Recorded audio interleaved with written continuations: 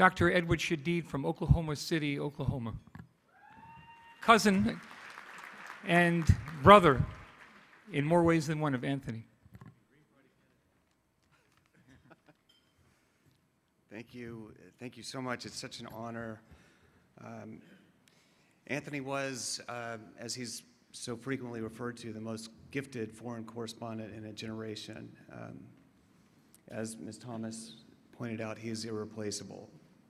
I've never seen this type of outpouring of grief for another journalist, and we probably won't. Many people have asked, what can I do? I want to do something for Anthony's honor. I want to donate money. I want time, energy.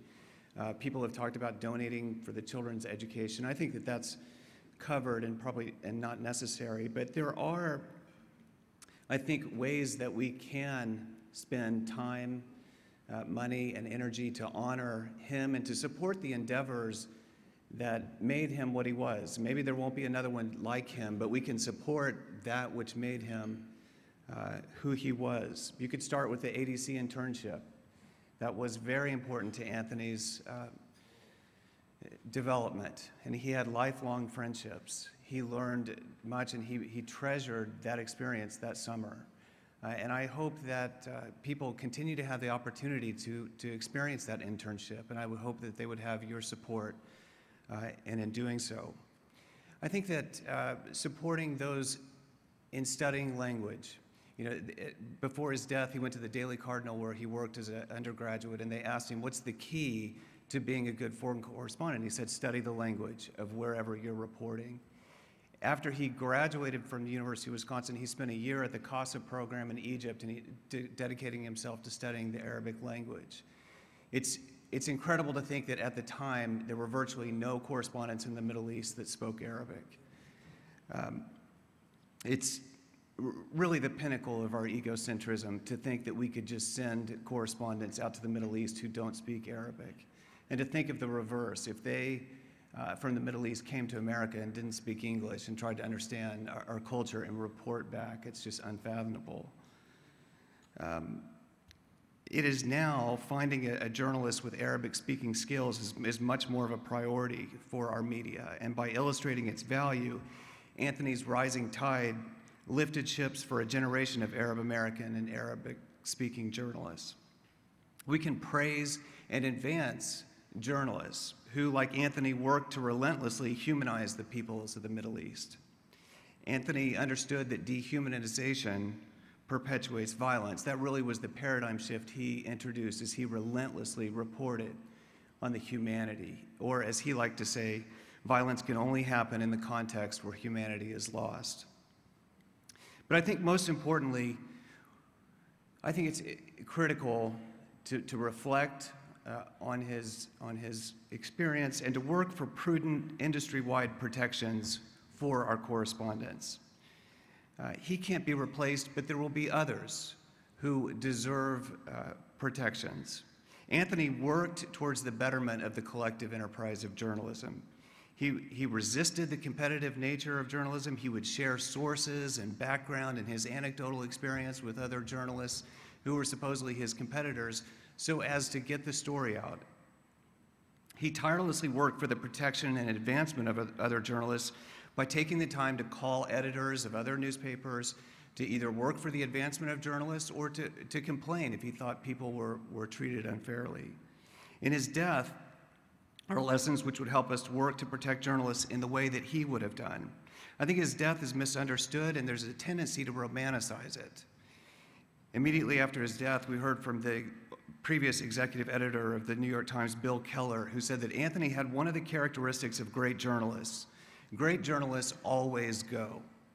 We heard from the deputy director of the Committee to Protect Journalists that Anthony knew the risks but chose to go because that's what reporters do. The danger, I think, of that journalists always go, great journalists always go, is that future journalists watching all this will feel that to get ahead, they must take excessive risk. There's an inherent inequality of bargaining power between journalists and their editors. Commitment and a history of bravery can be exploited by editors and management who are under their own pressure to meet production goals and achieve awards. In December of 2011, about 6 months ago, a security advisor that worked for the New York Times analyzed the plan to enter Syria from Turkey into trying to get to Idlib and forbade Anthony from going, saying it was too dangerous, and so he was not allowed to go. 6 weeks later, with the security situation worse, CNN gained access to Idlib, and Anthony was called out of Libya, and it was insisted that he enter Syria. His colleagues expressed surprise that a man who had been on TV in Syria, who was a wanted man, that there would be insistence that he enter Syria without a visa. It's not the rosy picture, I'm trying to say, that was portrayed. The phone call the night before he left, there was screaming and slamming down the phone and discussions with his editors. As he got to Turkey and the plan started to fall apart, there weren't going to be motorcycles that they thought were going to be there. The smugglers weren't solely focused on them. They were going to take ammunition and crates of ammunition. And it was at that time that he called his wife and gave his last haunting directive, that if anything happens to me, I want the world to know the New York Times killed me. After his death, we saw a portrayal on the Sunday New York Times that talked about Anthony dying of an asthma, and that his body was carried out heroically by a journalist. That never happened. What was omitted, for whatever reason, was that Anthony and the photojournalist that he was with, Tyler Hicks, who 10 months previously, they had been captured by Libyan forces and bound and beaten, were confronted with a pack of barking dogs. And that they were afraid, very afraid, that their position was going to be alerted. They tried to avoid the barking dogs. Anthony asked, as he was struggling, to stop.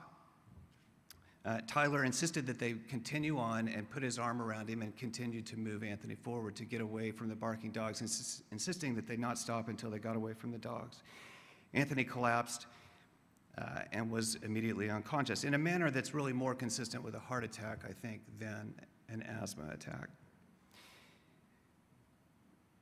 Again, he's irreplaceable, but there are journalists who are rising through and who will replace him or need to replace him and need to get the story out. And they deserve prudent precautions that aren't necessarily that expensive or difficult, or that really I think that necessarily you'd have that much resistance. There should be mandatory physical exams.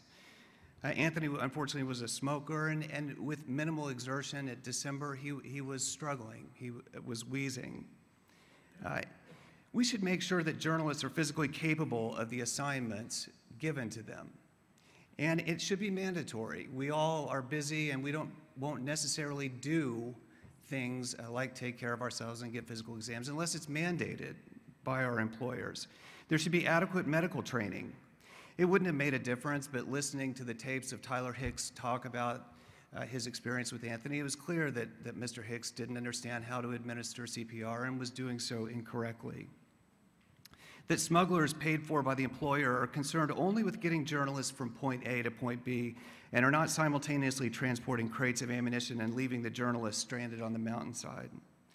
We should acknowledge that foreign correspondents would be susceptible to the same mental strain and PTSD as our military soldiers. In my anecdotal experience of being with Anthony with foreign correspondents over the last 20 years, I believe that there is an epidemic among our foreign correspondents of PTSD, with chemical dependency and other maladaptive coping mechanisms rampant through the industry. Anthony and Tyler, again, were 10 months previously bound, gagged, tied up with wire, beaten, and subjected to mock execution, and then returned to work 3 weeks later without any type of evaluation or briefing or treatment over the ensuing 10 months.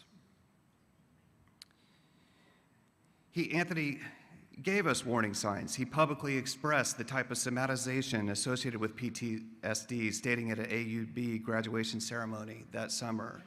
There is nothing exhilarating about escaping death. Its very prospect felt to me like a poison spreading through your body. It lingers far longer than most bruises, and it lasts long after the memories fade of hands and legs bound by wire. My sense is that there might not be as much resistance to change as one might surmise. And a few days after Anthony's death, there was a memorial at AUB in Beirut, and I brought up some of these concerns, as did others. And Jill Abramson, the managing editor of the New York Times, told the same foreign correspondents who had expressed in emails reservation about Anthony going, "We can't continue in this manner. Things have to change." So I'm not sure that there would be resistance if they hear from you, if there's a push. In some deaths, there's some positive. Maybe someone was suffering and then that ends. And I can't think of anything positive that has come out of the loss of Anthony. And that's not unique. People died needless deaths in the US and Middle East every day. But for a selfish reason, I wish that there was some tangible, positive consequence that could come out of his loss. I would ask you to engage the journalism industry and write op-ed pieces and talk to other journalists.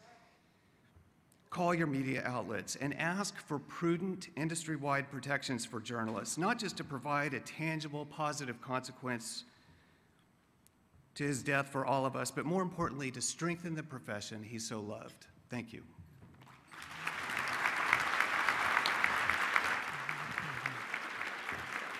Thank you, Ed.